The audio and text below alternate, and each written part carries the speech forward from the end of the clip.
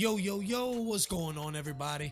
Welcome back to another episode of Combat Conversations. I'm your boy AG, and I'm rocking with my man, as always, DB, Boxing and Bourbon. What's going on with it, baby? Man, what's going on with you, AG? I mean, I'm gonna have to get up on you. What's up with the latest bourbon, though? You know, since we boxing and bourbon today, like, you know, let me in on the latest bourbon. What we sipping on today? Because I already got the yak pulled out. You know what I'm saying? I mean, for me, I'm really enjoying this bottle of McKenna Tenure, bro. It's nice. Oh, really? Really? Was it like a 10-year age or something like that? Like, yes. It's a 10-year age bourbon, but yes, oh, really? I like it. Yes, I mean, Yes. Well, I guess you ain't a connoisseur unless you with that 10-year age bourbon. You know, that 2 and 3 year straight shit, that ain't enough. You know what I'm saying? Well, you gotta get it. Oh, you gotta get what's it. funny barrels, is, what's funny is like I was told, and again, you know, gotta take what people say with a grain of salt. Of course, you know what I'm saying? Connoisseurs talk. You know, but that's what they do. That's what we do. And I'm sure it is, but like I was told, bro, like that it's really hard to find a bottle of McKenna Tenure, and it's like every liquor store I've been to, plus they just got bottles everywhere of this. Okay. So I guess they pulled a fresh batch out, and that's what it is. So Scoop up on a couple of them, you know. It's definitely worth. Where I paid $70 for it, I think. Okay. But I think, I don't know. It's worth it, though. Oh yeah, definitely. But like the reason why is because like I think I paid a secondary price for it. I didn't actually like pay. I think like in the store, like at a Kroger's or some shit like that, it's like $60 or something. But like secondary prices are like $70, $80. Don't be getting that aftermarket shit now. But okay. You know what I'm saying? You don't want them Thursday night fights so far, like, you know, them ESPN them last couple Thursday night fights will put you to sleep a little bit early, and we ain't talking in a good way. No, hell no. So, you know, to bring it back home to the combat conversations, even though the bourbon world's a real thing, and we sipping on something nice, you know, the combat conversation world been heating up like always. I mean, it's new year, you know, we in February right now. We got some big fights on the horizon. Got a new fight, Tank and Frank. We gonna talk about that one.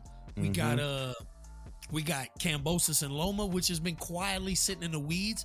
I believe that one is a real, you know, we know what Haney did to Kambosos, but we really gonna figure out what Kambosos got, if he can really press the pace. We'll talk about that.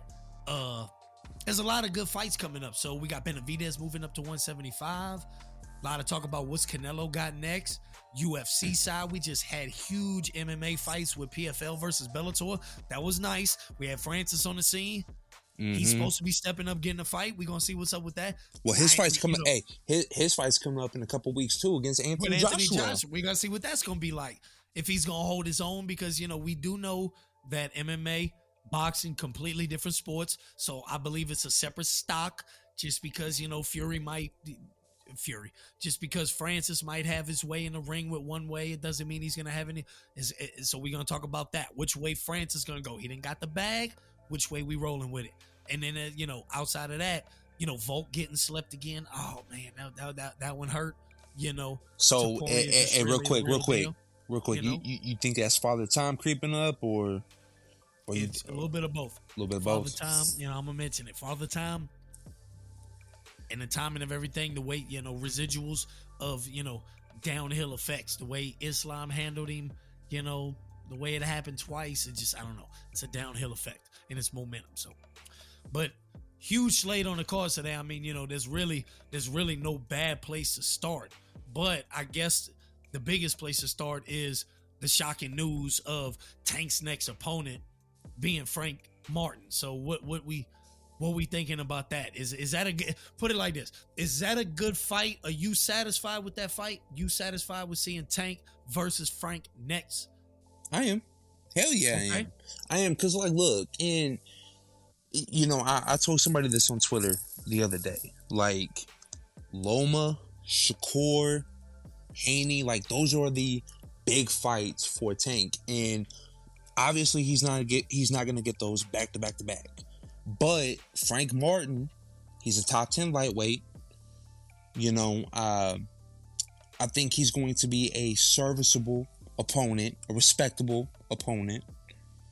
And like I told old buddy, you know, as long if he's not going to get those big fights with what I like to call the big three, which is Loma, Haney, and Shakur, if he's not going to get those, I want to see him keep going in that right direction and getting after the rest of the top 10 at lightweight.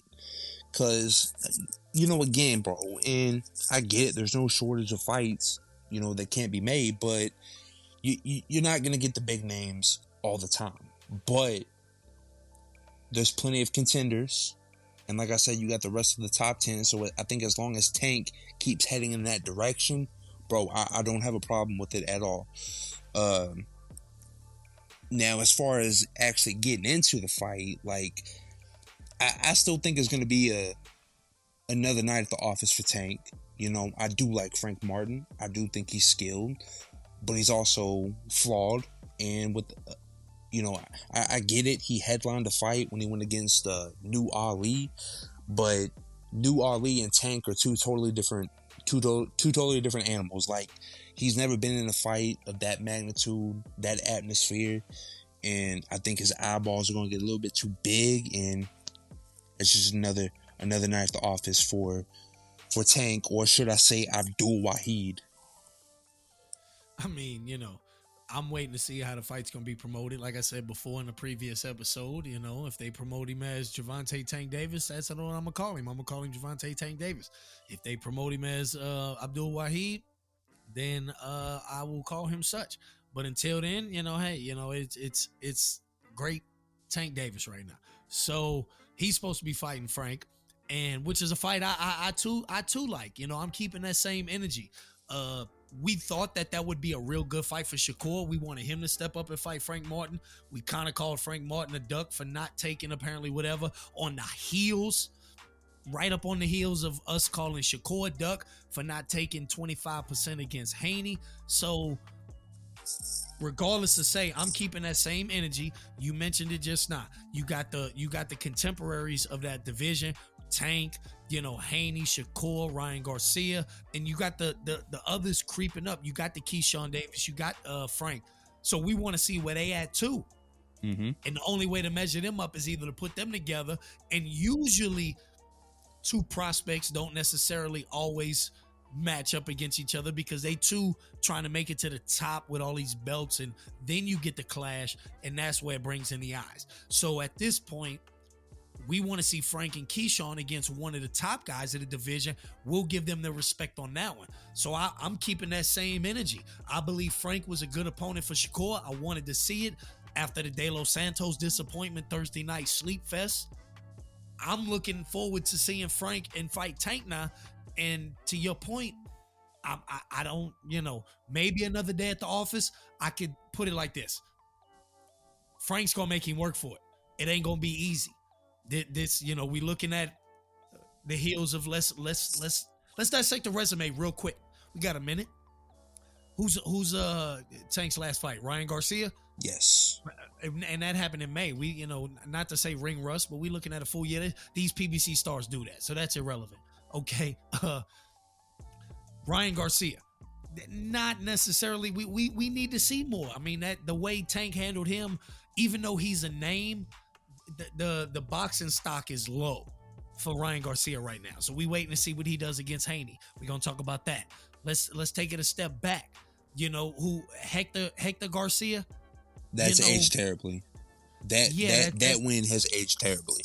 That win ain't really looking too good on the resume.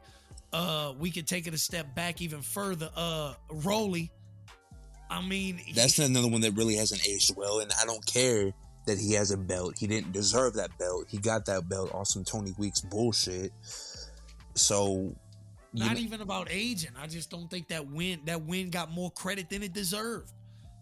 It's just Rolly is just Rolly. It's no way other to explain it. But as a boxing standpoint, like, look, you know, I remember you saying on one episode, I didn't mean to cut you off, but I remember you saying on one episode you loved that fight for entertainment purposes, but for boxing purposes, you did not like that fight at all for Tank, and for good reason. Yes, for good reason, because here's the funny part about it. like I said, a lot of legacy, be honest, is just dictated by the fans. Who do we want to see you fight at the moment? And if you are known to fight who we want, we will give you the credit. To me, that's what it boils down to. Who do the fans of the sport want you to fight next for whatever reasons? We can argue what reasons we want him, but we want that to fight next. So a lot of people may have wanted to see Rolly get knocked off or whatever for the way he talks, and he's a face, he brings eyes. But if you being honest, what's a better win, Tank for Rolly or Shakur versus De Los Santos? Or let's even take it back, let's say Loma versus Ortiz. It's a type of fight where like Jermaine Ortiz and these guys, bro, Jermaine Ortiz look good against Tio. A fight that, again, Tio can look exceptionally well and can look bad, I guess. But to his point, is he looking bad against guys that are good or not so good? So him looking bad against Kambosos ain't aging well. We're going to see what that's up with Loma. But him looking bad against Jermaine Ortiz, because Jermaine Ortiz stepped up against Loma, who turned around, stepped up great against Haney. The triangle theory don't work in combat sports. But when you start to dissect resumes and where guys are at, it's a good measuring stick to see whether or not a guy can still bring it against a top level on a certain night. And if we still putting a lot of stock into Loma, we got to put stock into his performance against got to put a lot of stock of Jermaine Ortiz's performance against Loma and against Tio. Oh yeah, so absolutely. I agree. Using all their methods, all that being said, I think Frank Martin is going to be a great opponent for Tank. This is going to be his best fight in my eyes. He could go in there and knock him out first, second round, and in hindsight it'll be 2020. But right now, going in, this is one of the better fights. If it ain't going to be Haney and Shakur, Ryan Garcia stock losing. He's got Haney fight anyway. He done already fought him. Who's left for Tank? It's Haney and Shakur. And if it ain't them two, who could it be? Because we're going to get into a hypothetical here in a minute with Canelo. Frank Martin, okay, I'm cool with that. I want to see that fight. Give it to me. Get that out the way. Because what I told you last episode, what did I tell you? I like fights that answer questions. Straight up. A lot of fights that don't answer questions. They leave more questions than they walked in with. So in this case, this fight answers questions. The question is, where's Frank Martin at? It doesn't matter which side of the question to me poses. It's one of I want answered. And I have a question on Frank Martin. How good are you? I respect your game. I like Frank Martin. Working with the Errol Spence camp, I liked it 100%. Where you at? Good fight for you. Step up. If he beats Tank, I'm a huge Frank Martin fan. I'm 50-50 on this fight. I have no dog in the fight. I just want to see a good fight. And the question to me will be answered, where's Frank Martin at? I agree. I think he's on a high level. So, yeah. But see, good win for Tank too. But see, this is how I look at it. When you go back to that fight against Rolly, one judge actually had Rolly ahead. And I get it. The judge, judge's scorecards, it's not law. It's not law. No, I get it. Their cards are just as bad as the next boxing fans. I get that. As ours.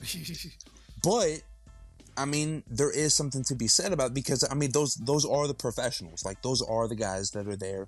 If anybody's to be argued, it's true. It's them, One judge actually had Rolly ahead prior to the knockout. And if you watch that fight, I'm not saying Rolly was piecing Tank up, but he did land some nice shots on Tank. And then when you take that over into the next fight against Hector Luis Garcia, Tank's defense was a little bit sharper. He looked a lot better.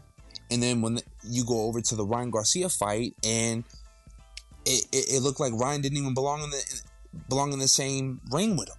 He did. So Tank has made improvements since the Rolly fight, and I think I don't want to say it was a wake up call, but like I do think Tank has taken a little bit more seriousness to his craft, and like I said, I like Frank Martin. I think he's talented. I think he's got some skills, but I also seen he's got some flaws. And I do think Tank has a nice team around him to where they can expose those flaws, and that's why I think it's just going to be another night at the office for Tank.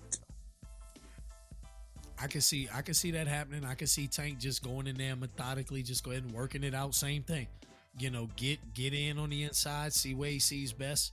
But and Tank's not bad. Even then against Pitbull, that's gonna be another fight coming up. We got Rolly versus Pitbull on the undercard of. We talked about that one. Pitbull being the fighter that he is, Tank boxed him nicely. I believe Tank come out with that victory.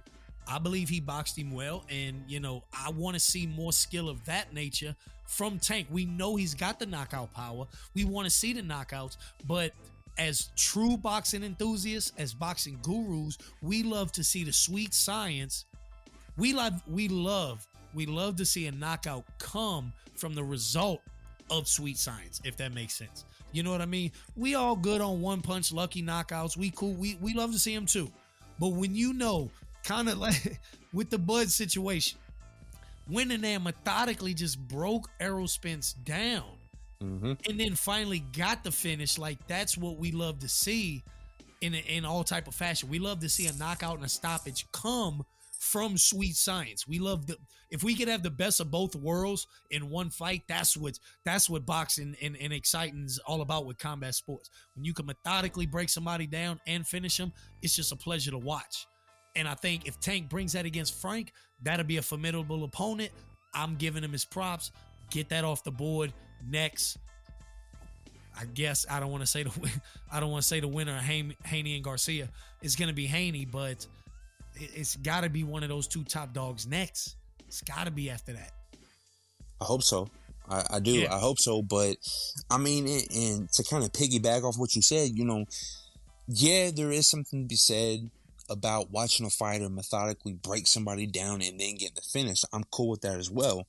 But I would like to see more sweet science from Tank. Not so much because of that, but yes, he's gotten better. Like I alluded to earlier, he's gotten better since the Rolly fight as far as defense and sharpening up those tools. But it's like, I still can't confidently say 100% I'm going to pick Tank if he fought a Lomachenko or if he fought a Shakur Stevenson or even if he fought Devin Haney. Like, I'm still picking them because I think from a boxing standpoint, and again, this is why the fights need to happen anyways. I mean, Tank can go in there and knock each of them out with one punch. We know that.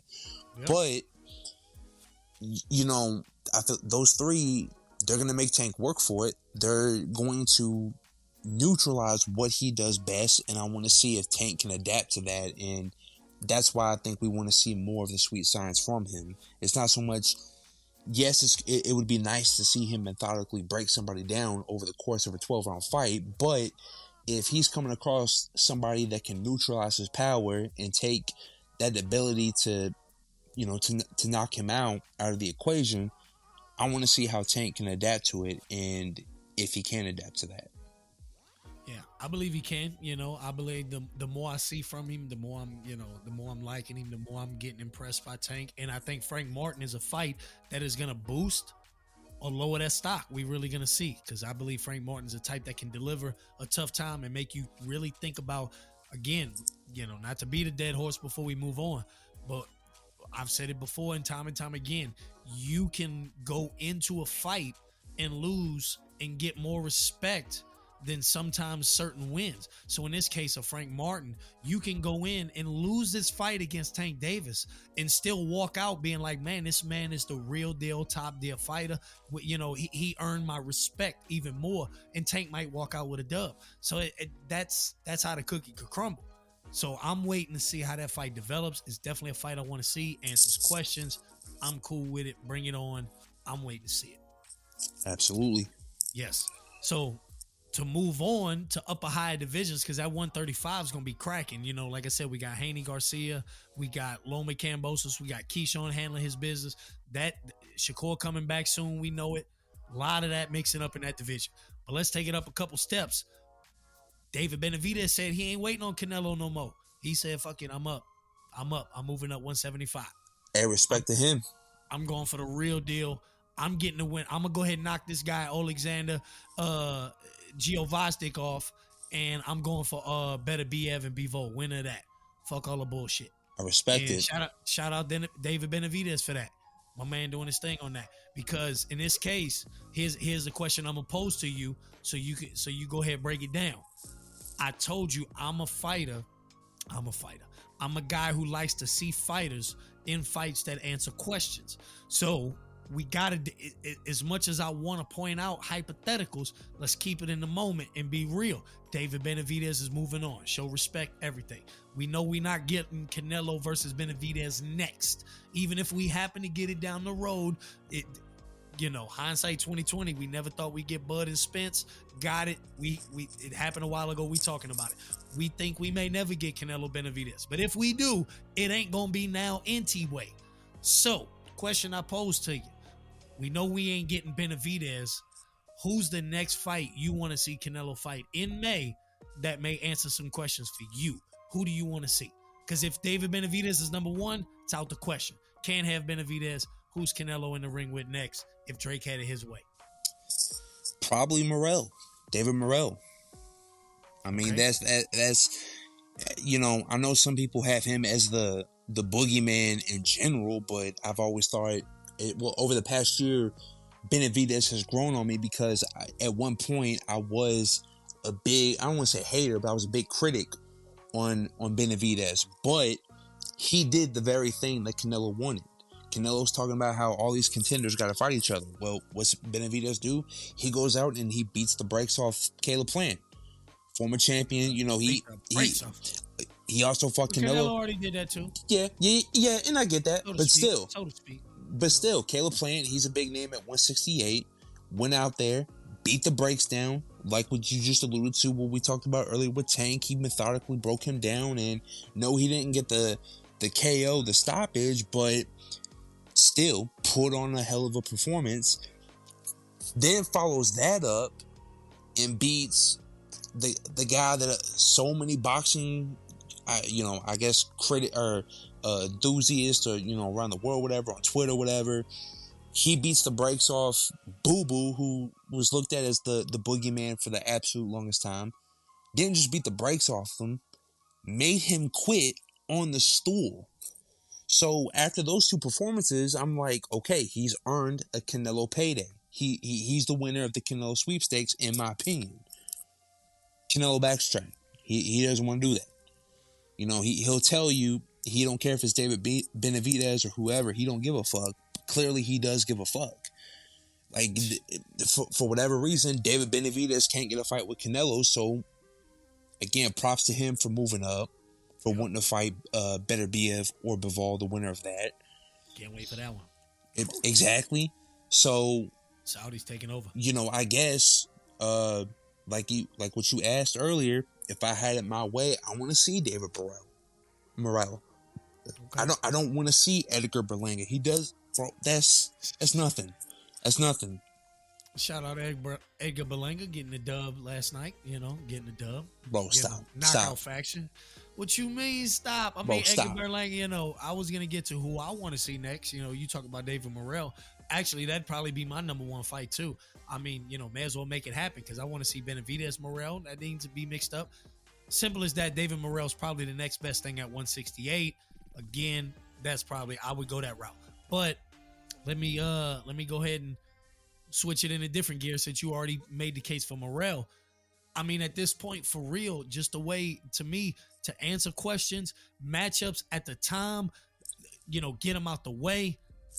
Just go ahead and get Jaime Munguia out the way, bro. You know what I mean? He did his thing against Ryder. We know Jaime Munguia has been ducking elite competition for a long time. We want to see where he's at and answers questions. We don't think, but he's undefeated. And he, Mexican fighter, true Mexican style, come in against Canelo. It'll be an action-packed fight. It's a fight that I want to see. At this moment, I don't think it would be any better. Jaime Munguia can continue keep fighting whoever he wants. Eventually, he'll run into somebody, and I think being a all Mexican fight, Cinco de Mayo weekend, I would want to see. I can't have David Benavidez. Morrell would be the best. I get it. Be the biggest competition. Be like the Boots of 168. Not really much a big name. Fighting. B and C level fighters looking hella good, but the one fight I would want to see next in May for Canelo would be Jaime Munguia. I don't want to see Jamal Charlo. I don't coming off a long layoff. Him versus Benavidez. Big bro. Nah, don't. Bud. Too big of a jump. Not that I don't want to see it, but again, you giving me my preference. I don't necessarily want to see Bud jump up all them weight divisions just to go fight Canelo when I feel like Canelo has plenty other pickings to choose from. I'm going, like you said, 3 deep. Obviously, we know David Benavidez on top. I'm going Morrell, Jaime Munguia. Just for the weight purposes of the excuses of the fight, I don't know. Maybe you would want to see Jamal Charlo go ahead and fight Canelo before you would want to see Bud. I don't know. That's for preference, really. But I feel like there's a handful of other fighters.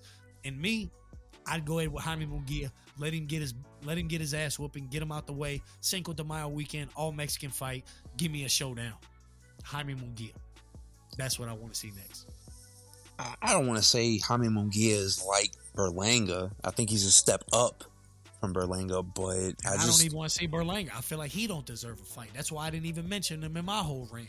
Bro, but it's just like I'm trying to think of the best way to say it, but like I just think Munguia, he's in that same realm as Berlanga. It's not something that, cool, you want to go ahead and get the ass whooping out of the way, sure, but as a fan of boxing, bro, I would much rather have David Morrell. And I know you would too, but yeah, no doubt. Again, just Munguia and Berlanga, they just don't do anything for me. They don't. And I know Canelo fans are going to be fucking off his dick and being like, well, Munguia's this, he's that. No, he's not. No, he's not. And just because of recent events, bro, like, I don't like what Canelo is doing. These are duck moves that he's making. Has he earned the right to fight who he wants? We jokingly talk about the Canelo sweepstakes. We not the only ones who, they put that shit up on their promotions all the time. The Zone and who could fight Canelo next. Canelo sweepstakes. We all joke about it. So it's like, has he earned the right to fight as a pick? Like, forget the mandatories and the belts. He's big name, and I guess that question. Period. Like, has he earned the right to pick who he wants to fight? Yes and no. Yes and no. And here's why. So, like, I say yes because obviously he has the best resume among any active boxer. I don't think anybody would really dispute that. But just look at what he's done over the last couple years. The last time he fought a prime champion was obviously Dimitri Bivol, and he got his ass whooped. He got cooked. Yep. And since then, he fought Triple G on his way out into retirement. He fought, and again, in no specific order, he fought John Ryder, who's the only natural 160 super middleweight that he's fought since then. He brought Jermell Charlo up, and I know, I'll take that L. I know I was high off Charlo in the build up to that fight, but he let me down. He didn't even go there to fight. He just went there, like he said, he went there to survive and get that check. That's all. That's all he did. And he took home a dub. And and Canelo took home a dub. That's it. No, I'm saying Jermell took home the dub. Oh. From just doing exactly what you said. Okay, yeah. Cause, not to get off course too much. Canelo didn't really go up in there and really show off. It was just really the lack of what Jermell didn't do.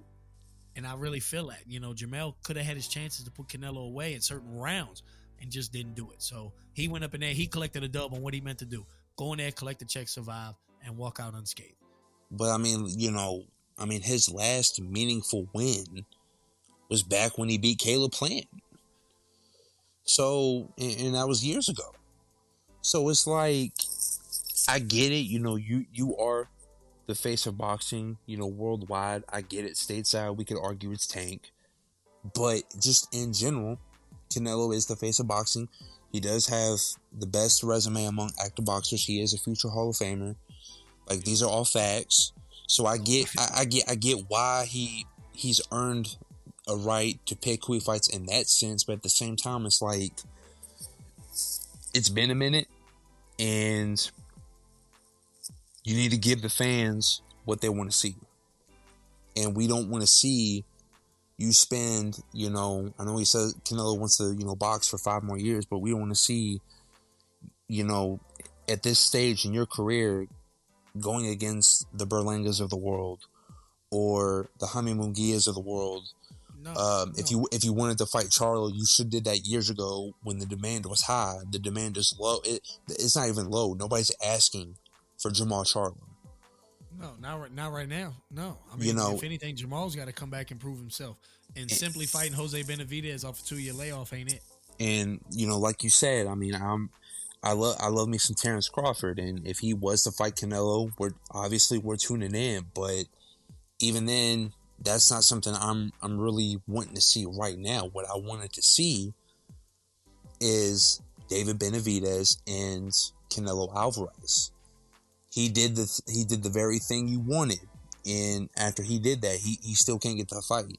So that's a duck move. I don't care about all the other excuses or none of it. Well, first of all, him going up to be the mandatory for Dimitri Bivol or better be. I mean, that's not a duck move at all.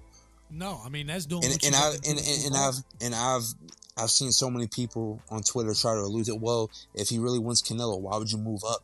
Dude, he's trying to face Dimitri Bivol or Artur Beterbiev. And if Benavidez lands either of those two and he wins, that's a major, major fucking win on his belt. So that's not even him moving up. That's not even a duck move. As far as I'm concerned, Benavidez is doing what he's supposed to. He's putting in the hard yards to build on his legacy. Yeah, and I know we talk about, David Benavidez, his fan base might be a little bit smaller is a lot smaller than, say, a Canelo, but a lot of Canelo fans are well aware who David Benavidez is. So with him taking on these, moving on from a Canelo and taking other risks and other big fights, say he, goes up in there and handles Gio Vostik and he gets a chance to crack at Beterbiev and Bivol. And I'm telling you, we sitting here right now, the winner of Beterbiev and Bivol, his stock is going to be high. High as a kite, high as next month's electric bill. It's going to be high. Mm-hmm. So if David Benavidez goes up in there, and whether it be Bivol or whether it be Beterbiev, that fight's going to, they're going to be eyes on that fight. Because, again, you'll have Benavidez fans obviously tuning in, a lot of boxing fans, enthusiasts with that fight. But then you'll have Canelo fans tuning in too, anxious to see how David Benavidez does against, in this case, either the guy who did Canelo in or the guy who did in the guy who did in Canelo, So, like, either way it goes, you're going to have Benavidez stepping up into a level that even, say, Canelo fans who are watching whether or not he should fight Benavidez, they will be watching. It'll be even more eyes on him. So, again, shout out David Benavidez stepping up, doing the thing. I respect it. I likes to see it. Yes. Mm-hmm. I'd rather see him fight Gio Vostik than the next contender 168 besides Morrell. Again, we want to see the best fight the best. Benavidez versus Morrell ain't a fight we don't want to see. It's just, yeah. So it's just how things weave out. So shout out Benavidez doing what he does. Mm-hmm. Stepping up. It's a lot going on in all the divisions.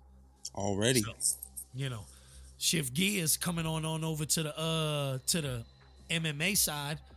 Had a decently big weekend, an extravaganza ever since PFL went ahead and commandeered, we'll use that word financially, commandeered Bellator. We know we jokingly called Bellator the graveyard. Yeah, well, at one point it was like that, but I mean here in recent years, cause I mean they've been putting on some fights, cause you got to give them the credit for climbing out of what they were known to be to go ahead and get that sale, cause now you're looking at PFL on the rise. And which we haven't seen either one of them fight yet. But signing the GOAT Jake Paul and Francis Ngannou was huge. And now we waiting to see. Well, it's not just how they come. It's not just Francis and Jake, but they also got the GOAT. They got Clarissa Shields up on that bitch. Yeah, who was actually in action last night. I'm gonna get into her here in a second, cause like we might as well go ahead and get into the card and what was on it, because we'll get into UFC and what Dana White is delivering, but there's always more action on the other side, you know. Oh, absolutely. And there's a lot to be talked about with this PF, because I'm glad they did this. Get it out the way. You went ahead and you financially commandeered Bellator. You got his champions. Hey, let's have one card. Let's go ahead and level a lot of this out. They might have one or two more because there's obviously a lot more champs in each divisions. So you could see a couple of these cards going forward.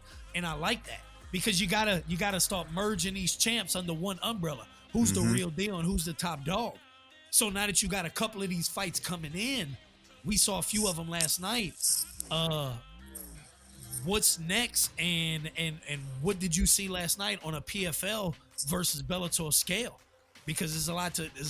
Finally, UFC looks like to have some eye viewers competition in the mixed martial arts division of combat sports. No, I agree. I agree 100%, and I liked it because, first of all, like what you said earlier, you know, you gotta give a shout out to Bellator for what they were, for what we joke around like how they were like the graveyard where fighters go to, finish off their careers, nothing serious. But then over the last couple of years, they've been putting on fights and slowly building their brand up.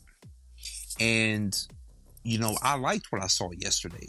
I liked the PFL versus Bellator. Again, MMA doesn't really have sanctioned bodies, obviously, like boxing does, but it was refreshing to see, champions facing other champions. Like in boxing, you got the WBA going up against the WBC champion and all that other bullshit. It was refreshing to see, a champion from PFL going against a champion from Bellator. And cuz I thought Bellator was about to do the clean sweep until Bader got his dick put in the fucking dirt. Yeah. And him and he's the presumed, guy that's going to be facing Francis when he makes his PFL debut, I think later this year, I think is what they said. So, hey, I like what I see. I like what I see from MMA in general. We always know Uncle Dan is gonna, put on those shows, put on those spectaculars in the UFC. But I was very happy to see what PFL and what Bellator was able to put on yesterday. Yeah, it was pretty nice. And then let's talk about behind the scenes real quick. Who was able to put that on? The Saudis are going ahead, and your excellencies are saving the sport. It damn near seemed like they saving every sport. What you go ahead and run through the list for me. Golf check, horse racing check. Shout out to the Saudi Cup, bro. I'm telling you real quick. Real quick. I don't mean to get sidetracked, but bro, I told you, bro. Saudi crown was so close. He ran a good race. You know what I'm saying? He stepped up. I give him that, but hey, the real dog showed up.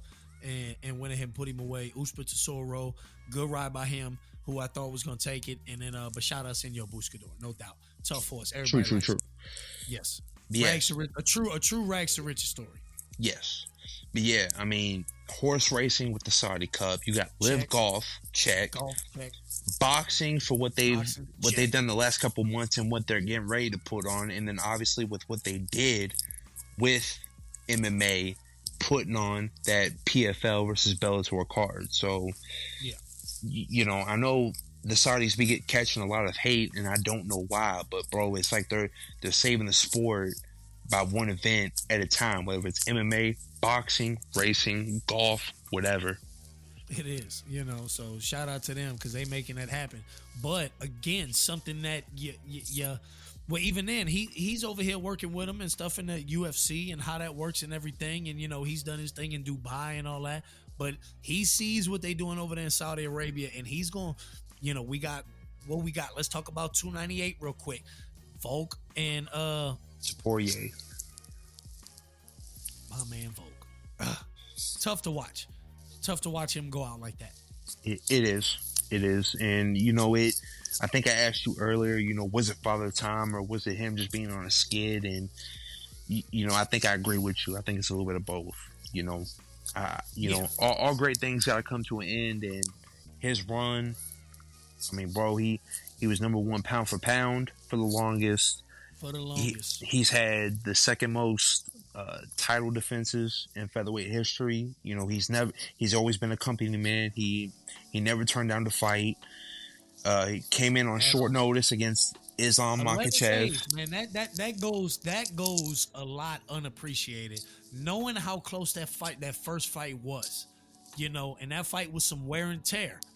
It took some miles off of him, and for him to step up in the second fight, in the higher division, correct me if I'm wrong. Mm-hmm. 11 days notice, that goes unappreciated. But the what happened in that fight and subsequently how he's going, it's just residuals, it's effect, and it's just tough to see, man. Tough to watch.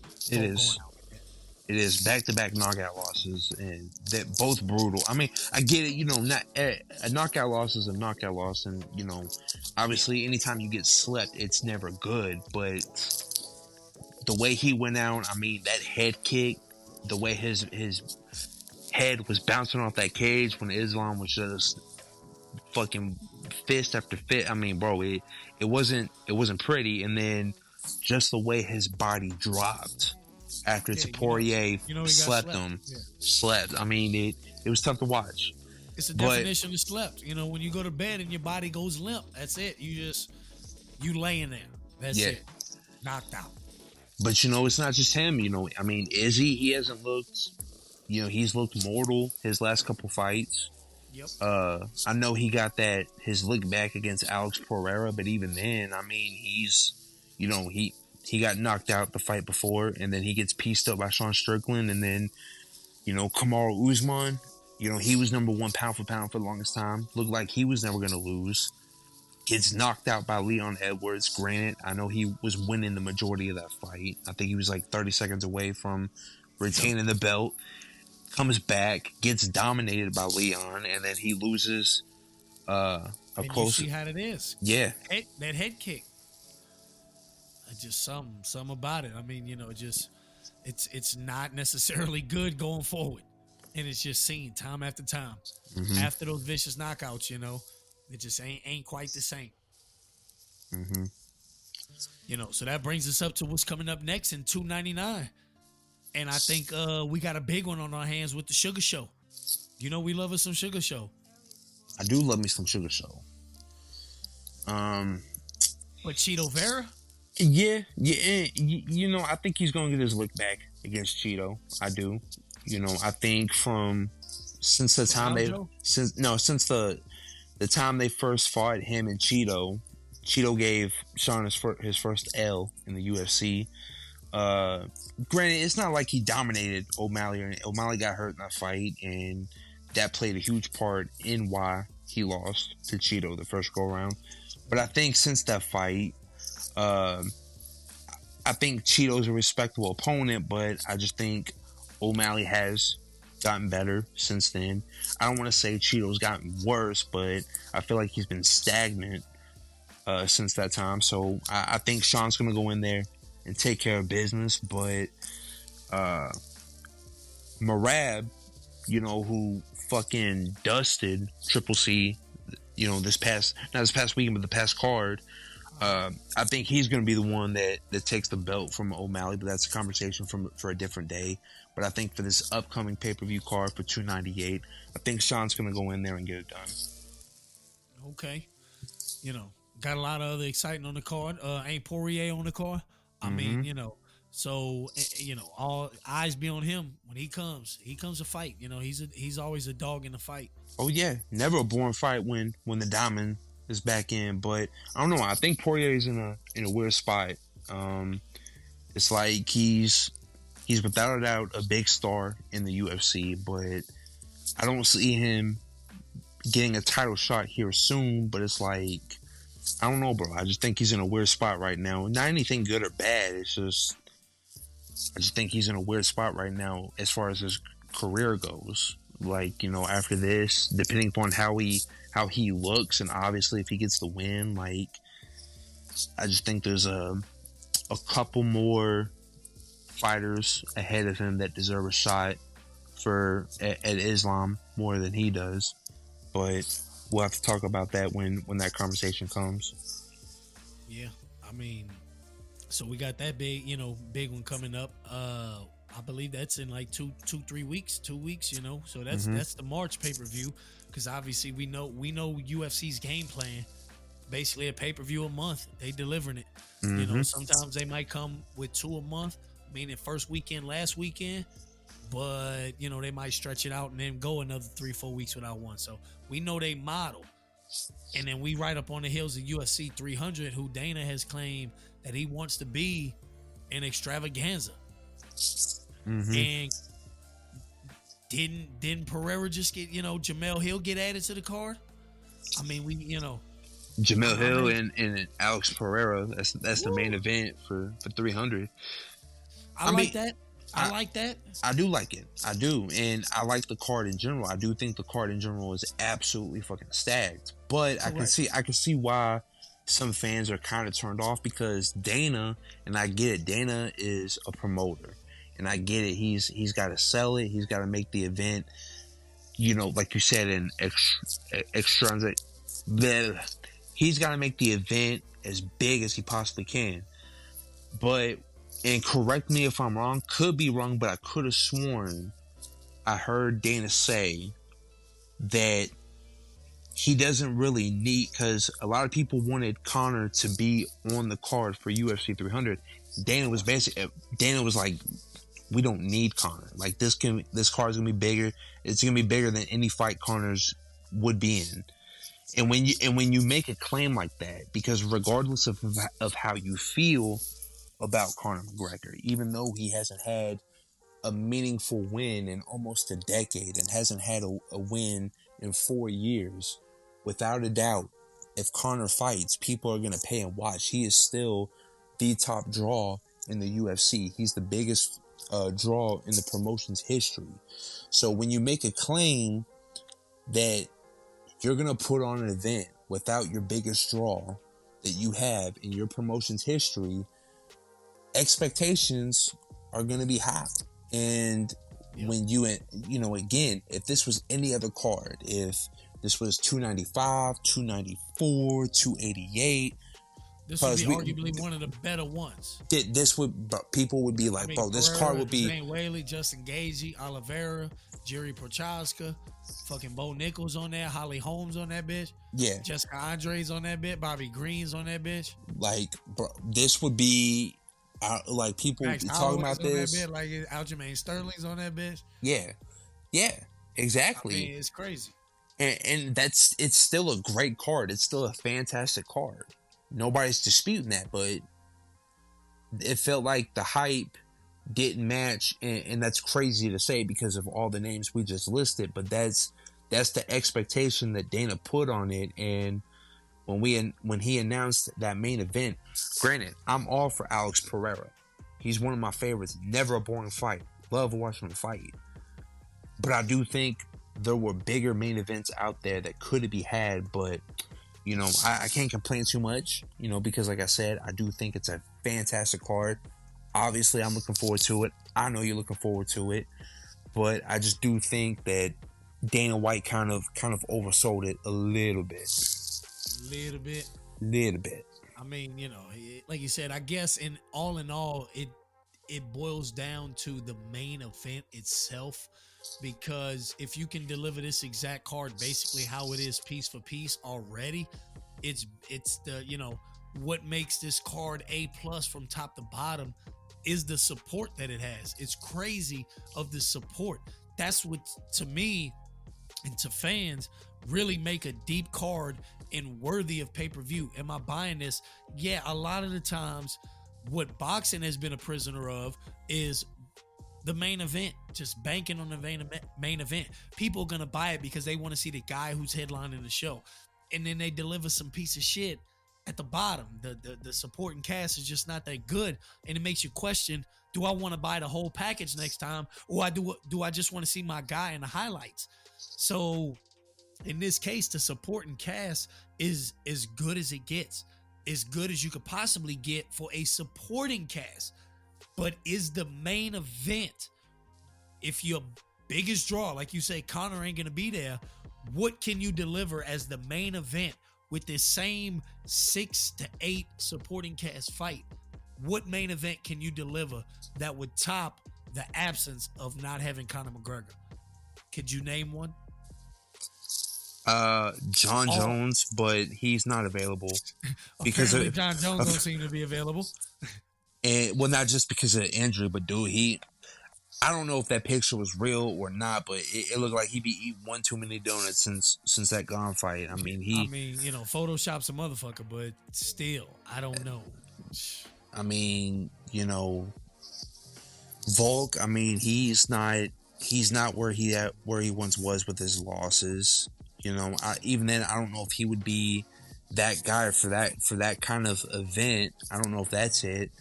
I don't know, bro. It's just like there's not really a whole lot of. So now you already know, and Dana's pointed this out on podcasts and other shows that I've seen him on. He's talked about how fans talk about how, like, if I had your job and all that, and he would be like, "Hey, well, write me a good card or whatever that you think would be a great card that would sell." And he's like, you'd be surprised how many fans can't. Just that, and stuff like that, and how hard of a job it really is to match make. And just like that, what main event do you think? In this case, you got to think big picture, not who you would want to see. Apparently, Kazmat turned down 300. Would that be him fighting somebody who? Volk's lost his stock, but he just fought on 298 anyway. Mm-hmm. So it's kind of what fight would bring that attention, and it's tough. Yeah, it's very tough to tough. say any fight would bring that attention without having Conor McGregor in his return. Mm-hmm. So, shout out to everybody doing their thing. The boxing world's on the up and up. MMA world's on the up and up. Shout out to PFL for doing their thing. Real quick, I almost forgot, bro. A lot going on, bro. Bro, I almost forgot, bro. Like Clarissa Shields, she needs to tone it down a little bit. She needs to tone it down a little bit, cause she definitely need to tone it down with the Keith Thurman shit. That too. I can't wait to see what. But still, regardless what happens March 30th, she does need to calm that down with the Keith Thurman shit. She does, but I just think in general she needs to like bro. She's on Twitter earlier talking about how like people have been telling her she's like Kimbo Slice and now she can't unsee it, and I'm like, they lied to you. They lied to you. And look, I'm not. Some would probably say I'm a Clarissa Shields hater. I try not to be a hater. I try to be realistic. And I'm glad that she got the win. I'm glad that so far in her MMA career, she's doing pretty good. But she's acting like that she's been going through these girls, and she hasn't. In both of her wins, because she was struggling from start to finish. She arguably lost. Like for yesterday on that card, bro, she arguably lost. And again, I know a judge's scorecard is not law. I know it can be as bad as my card or your card. But bro, I could easily see how the girl she fought, how she lost, could have lost 29-28. Because like, bro, in her first fight against Brittany Elkin, who at that time was like 3-6, 3-7 or some shit like that. Bro, she was losing the entire fight until she got the TKO. Yep. And then both of the girls she beat, their combined record is 4-10 cuts. 4-10.